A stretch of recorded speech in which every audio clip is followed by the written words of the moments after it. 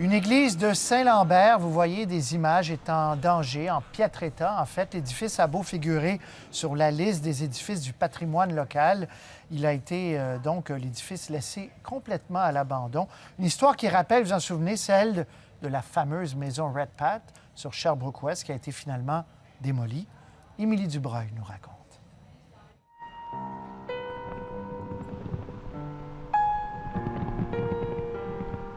Lamentable. Il n'y a rien de fait comme entretien sur ce bâtiment qui appartient à la ville. C'est scandaleux. Il y a urgence à le protéger, à l'entretenir, à le rénover avant qu'il tombe en ruine et avant que le feu prenne aussi éventuellement.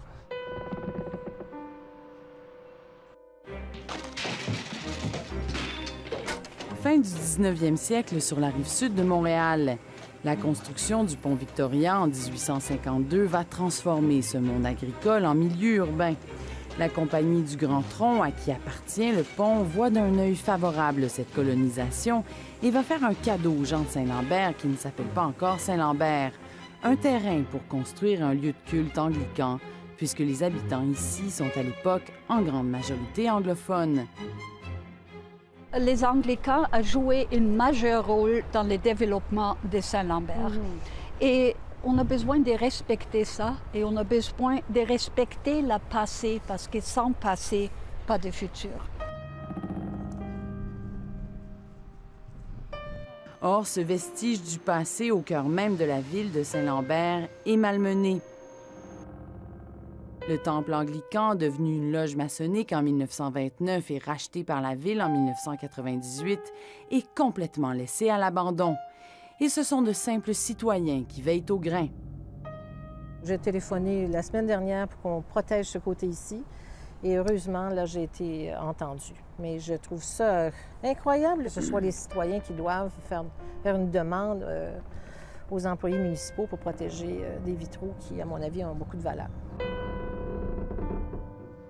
Certains citoyens sont d'autant plus révoltés par l'inaction de la ville que c'est la municipalité elle-même qui a fait classer l'édifice patrimoine local.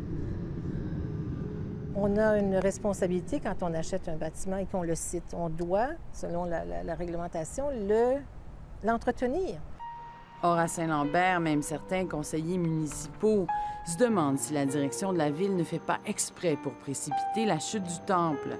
On a l'impression qu'il est saboté de l'intérieur, comme si on arrachait des planches volontairement. Il faut dire que le conseil de ville est fortement divisé sur la question. Certains voudraient se débarrasser du temple maçonnique et il y en a d'autres comme moi qui veulent absolument donner une nouvelle vocation à l'édifice au cœur du centre-ville. Je ne comprends pas l'indifférence des gens qui considèrent que c'est une vieille affaire achetée par terre. Les amants du patrimoine vont donc continuer de se battre.